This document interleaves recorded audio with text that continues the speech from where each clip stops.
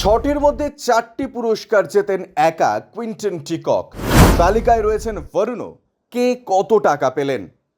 Super strikers of the match Riyan Parag 1,00,000 টাকা। 3টি ছক্কার সাহায্যে 15 বলে 25 রানের আগ্রাসী ইনিংস খেলার সুবাদে সুপার স্ট্রাইকার অফ দ্য ম্যাচের পুরস্কার জিতে নেন রাজস্থান রয়্যালসের ক্যাপ্টেন রিয়ান পরাগ।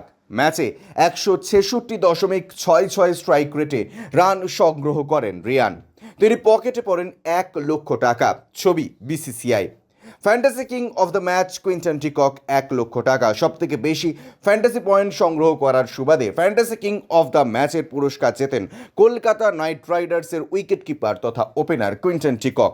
তিনি ব্যাট হাতে 61 বলে অপরাজিত 97 রানের আগ্রাসী ম্যাচ খেলেন। এর আগে কিপিং করার জন্য অনবদ্য একটি ক্যাচ ধরেন কুইন্টন। তিনি পকেটে পড়েন 1,00,000 টাকা। ছবি বিসিসিআই। সুপার সিক্সের of the match Quinton de Kock 1,00,000 টাকা।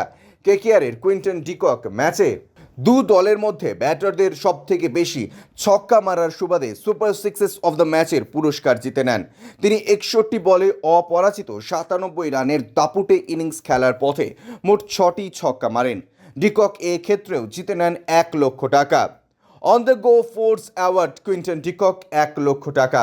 কলকাতার ওপেনার কুইন্টন ডিকক ম্যাচে দু দলের সব ব্যাটারদের মধ্যে সব থেকে বেশি 4 মারার সুবাদে on the go force award জিতে নেন।